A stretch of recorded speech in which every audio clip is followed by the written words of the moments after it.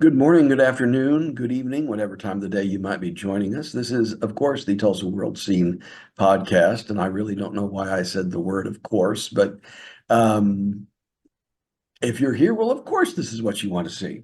I'm here with my colleague Jimmy Trammell to talk about some of the things that we have been dealing with in the world of entertainment and arts and culture and various other things. Um, it is getting to close to well, it is the holiday season. It's getting close to Christmas. And for those who appreciate live music, they're going to be gifted soon with a brand new place to hear it. And that's something that you've been tracking down, Jimmy. Yeah, for a story that will be in Sunday's Tulsa World and online earlier, we're getting a new addition to the Tulsa venue scene in 2024 with the Dome. And you ask, why would somebody call a venue the Dome? And so, well, take a look. Uh, Maybe it has a dome. Maybe it has a dome.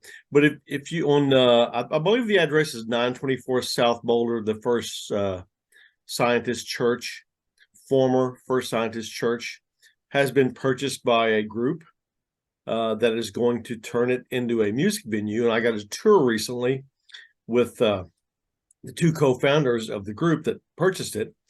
And my the first floor is traditional first floor. The second floor, you walk up some stairs, and the word that I have for you is wow.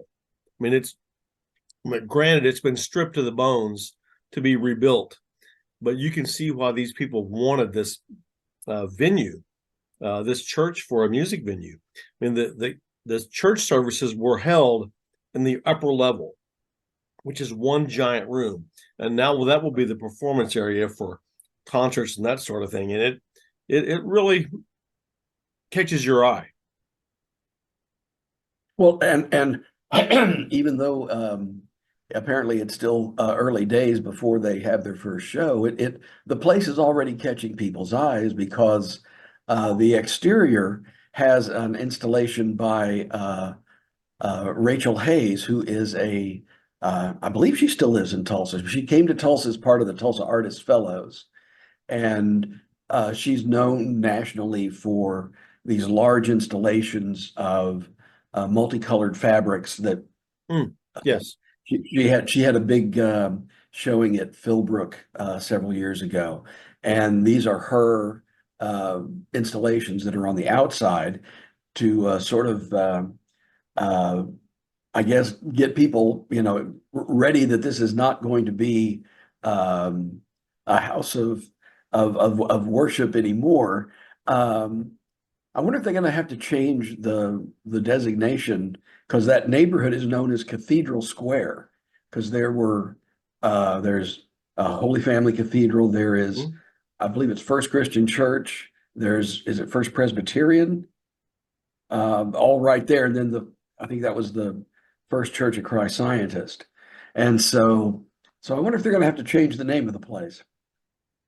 You raise an interesting question, but visually, from an exterior standpoint, it's been eye candy for Route 66 travelers for decades. I mean, it's a really impressive looking building just from the outside. I gave the two gentlemen some bad information. I told them that I thought that building had been used as the exterior, has these big pillars up front. I told Right. them it had been used for exterior shots of quote unquote City Hall when Weird Al Yankovic shot UHF in Tulsa in 1989. And as a matter of fact, and I went and popped in the UHF Blu-ray or DVD and was comparing photos to confirm. And no, sadly, it was not the building that has UHF history. It's the church across the street that now Right. is City Hall. Right. Okay. Well, and this is in the landscape of Tulsa architecture, this is an unusual little building. I mean, it doesn't look like it looks like it should be some kind of, it kind of, evokes the Jefferson Memorial in Washington, D.C. in how it looks. And so it's always been an intriguing place. Now, I know you've also done a lot of work about Teresa Knox and her refurbishing of the church studio. Are we seeing something of a renaissance of of churches being put to perhaps less sacred uses for the coming years? Isn't it interesting now? There's two churches now that have been reconfigured or will be reconfigured for music venues. And I know, at least in Leon Russell's case, it was very much a case where uh, there was a lot of gospel in him, even though he was a hardcore rock and roller. That's true. And some people pursue rock and roll with kind of a religious fervor, so it all kind of fits in. The people that are doing this, are they local, regional, from out of town? They are local, and their goal is to have a venue, of a it'll be like a standing room only kind of venue, much like if you go to a show at Cain's, most shows at Cain's, but the attendance will be from like 800 to 1200, depending on what's going on. So it'll be a different size venue than, say, some of the ones we already have uh, in Tulsa. But I'm really glad I got to see inside because, like I said, it's really impressive outside, and then once you go in and go to the second floor, boom. Okay, all right. Well, we'll look forward to that coming this Sunday. Speaking of things that are being, pardon me, put to different uses, if you go visit the Guthrie Green Park in downtown, at one end of the park there is the big open stage where there are lots of performances of various kinds throughout the year, and then at the opposite end, there is what has been called the dock. Um, and one end of that, the east end, has been since 2012 when Guthrie Green opened, um, has been the site for various restaurants to try to cater to the crowd at the Guthrie Green and the downtown diners in general. The latest uh, occupant of that space is in Fuego. And if that rings any kind of a bell, this was a spot that was at about 33rd and Peoria for a relatively brief period of time in the early 2000s. Hmm. Um, was founded by the man who brought helped bring sushi to Tulsa, Greg Hughes, who owns the In the Raw restaurants. And it was inspired by the cuisine of Baja California, but elevated very highly. Well, this isn't quite elevated highly, but it is very Baja inspired. They brought a couple of things from the original menu to this. Um, but as the chef says, it's basically a high level taco stand.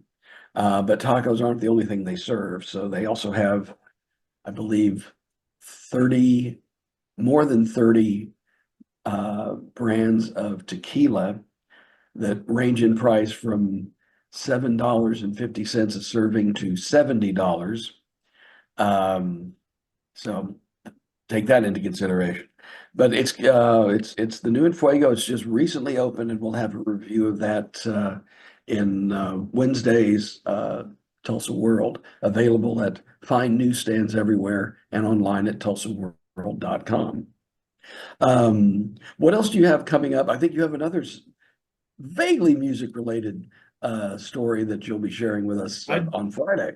I do. In Friday's Tulsa World, we'll have an interview with two members of the band Cliff Diver.